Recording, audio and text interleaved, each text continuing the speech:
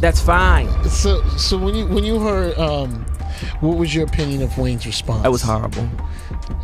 I'm literally shaking as I share this, but hold on to your seats because Pusha T just dropped the most insane bombshell. He's out here claiming that Lil Wayne allegedly put $1 million bounty on Kendrick Lamar's head and may have even hired a hitman to carry it out. My heart literally stopped when I heard this. Let me tell you what's really going on, because the drama in these streets is next level. Let me take you back to where all of this started, and trust me, it's wild. It's September. Everyone's living their best life when suddenly Kendrick Lamar is announced as the headliner for the 2025 Super Bowl halftime show in New Orleans. Kendrick's fans, they were going wild, celebrating like they just hit the jackpot. But baby, let me tell you, Wayne's supporters were furious. And honestly, can you blame them? New Orleans isn't just any city, it's Wayne's turf. Everyone thought that he should be the one blessing that stage in his own hometown. Wayne, of course, was heartbroken. The feeling was raw, palpable, and deeply personal. It wasn't just about missing an opportunity to perform at one of the biggest stages in the world, the Super Bowl halftime show, but it was about a sense of betrayal and loss that cut deeper than any fanfare or spotlight. When he finally broke his silence on Instagram, it was clear that the emotions he was feeling were beyond what anyone could have imagined. This wasn't the typical celebrity rant or a passing moment of frustration. This was a man pouring his heart out, revealing just how much this snub affected him, not just professionally, but personally. Wayne's words were more than just a statement. They were a window into his soul. It hurt me a lot to see Kendrick get that Super Bowl spot instead of me, in my city, he admitted. The sincerity in his voice was unmistakable, and you could feel the weight of the years of work, sacrifice, and dedication that had brought him to this point. For Wayne, this wasn't just another performance. It wasn't just about the glitz and glamour of the Super Bowl stage. It was about his city, New Orleans, and his place in the history of both the city and hip-hop culture. I thought there was nothing better than that stage in my city, Wayne said. Those words hung in the air like a heavy cloud, echoing with a sense of longing. You could hear the sting of his hurt, the realization that his time had passed, and that someone else, someone who, in Wayne's mind, was still an up-and-comer in comparison, was getting the spotlight in a place that should have been reserved for him. The heartbreak wasn't just about missing a chance to perform. It was about watching someone else take his crown in a kingdom he built, a city he had put on the map in the rap world. Wayne's connection to New Orleans was more than just geographical. It was spiritual. His music had shaped the sound of the city, and in turn, New Orleans had shaped him. From the moment he started rapping as a teenager, he carried the hopes and dreams of his city on his shoulders. He wasn't just representing himself. He was representing an entire culture, a rich musical history, and a people who had suffered but also thrived in the face of adversity. His rise to fame wasn't just about becoming a star, it was about being the star that brought attention to the talent and resilience of New Orleans. His songs became anthems for a generation, and he gave his fans in the city something to hold on to, something to be proud of. For Wayne, the Super Bowl halftime show wasn't just another gig. It was a symbol of recognition, a chance to prove once again that he was the king of his own kingdom. The fact that someone else, especially someone like Kendrick Lamar, who had only been a force in the rap world for a fraction of the time Wayne had been, was getting the honor of performing in New Orleans, felt like a slap in the face. It was as if the world was saying that his time was over, that the reign of Lil Wayne, the New Orleans legend, had come to an end. But the hurt went deeper than just a professional slight. It was a matter of pride, of seeing the fruits of his labor ignored in favor of someone who, in Wayne's eyes, hadn't yet earned the right to stand on that stage in his city. There was a sense of betrayal in the air, not just from the NFL or Jay-Z, who had a hand in selecting Kendrick, but also from the fans who had built their loyalty to Wayne over the years. To see Kendrick, the prodigal son of hip-hop, being chosen for this monumental opportunity in the place where Wayne had spent decades building his legacy felt like a personal attack. And it wasn't just about a one-time snub. For Wayne, it was about the broader narrative surrounding his career. The Super Bowl performance was the pinnacle, the moment of validation that every artist dreams of. It was a chance to show the world, in front of millions of eyes, that his influence still mattered.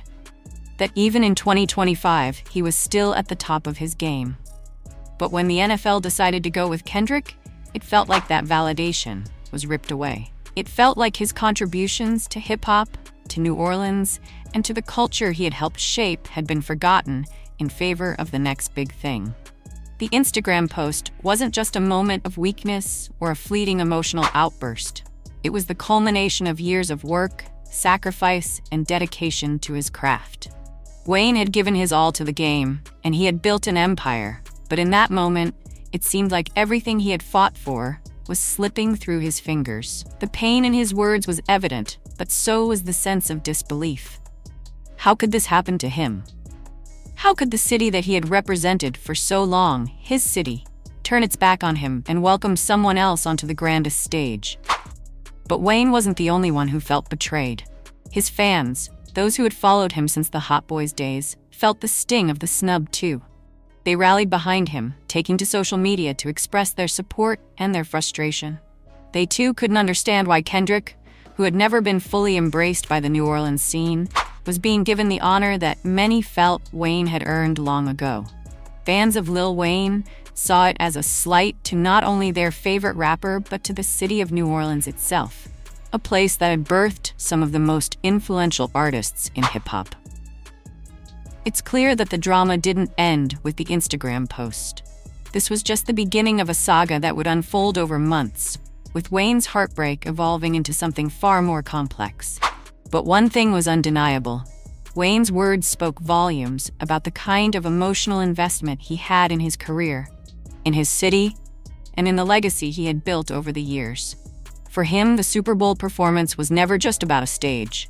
It was about a story, a journey, and a reflection of everything he had poured into his music and his city.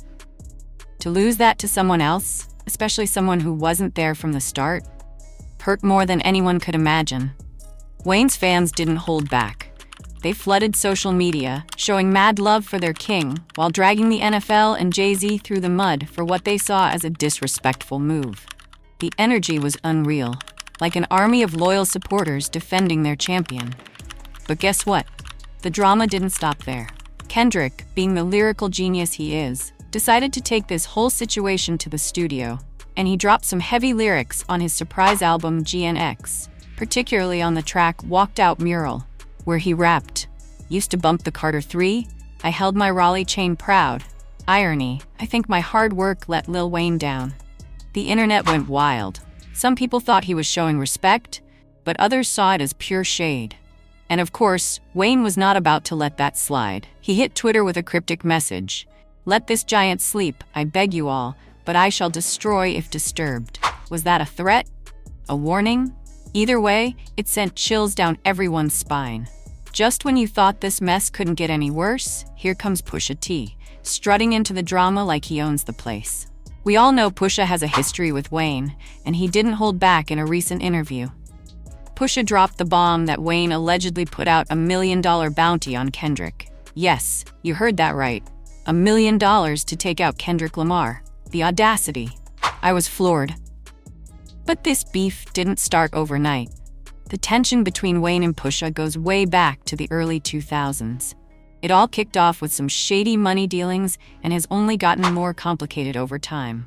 Fast forward to 2018, and Pusha took aim at Drake, exposing his secret child with the infamous Story of Adidon. That track sent shockwaves through the industry, and now, with Pusha throwing his weight into this Kendrick mess, it's no surprise. Both Pusha and Kendrick have some serious beef with Drake, and they're not hiding it. And just when you thought things couldn't get any crazier, Joe Budden stepped in with some more hot tea. According to Joe, Wayne tried to call Kendrick after hearing those lyrics in GNX, but Kendrick left him on read. Talk about disrespect. Joe broke it down, saying, if a rapper calls you person to person and you don't answer, that's a whole statement in itself. Kendrick clearly wasn't trying to have any of it. Wayne, however, isn't the type to stay silent when disrespected. After Kendrick left him hanging, Wayne allegedly headed straight to the studio. Yep, that's right. A diss track is coming. I'm literally on the edge of my seat, waiting for it to drop. And trust, Young Money isn't staying quiet either. Nicki Minaj and Birdman are out here firing shots at Jay-Z, upset over him helping to pick Kendrick for the Super Bowl halftime show. Nicki went off, saying Jay-Z's hate for Birdman, Drake, and Nicki himself is what led to this whole situation. She called him out for punishing Lil Wayne and not giving him his flowers. The way she brought up Eminem's Super Bowl performance with 50 Cent? Pure fire. She also dragged Jay's NFL deal, making a statement about how one ninja took a knee while the other took the bag. The shade was real. And let me tell you, when Birdman got involved, he wasn't holding back either. He was ready to remind everyone just how important Wayne is to hip-hop and New Orleans. His passion was so real, it gave me chills. Meanwhile, Drake's staying quiet, but we all know where his loyalty lies. He owes his entire career to Wayne, and although he hasn't spoken up about the Super Bowl snub, his silence speaks volumes.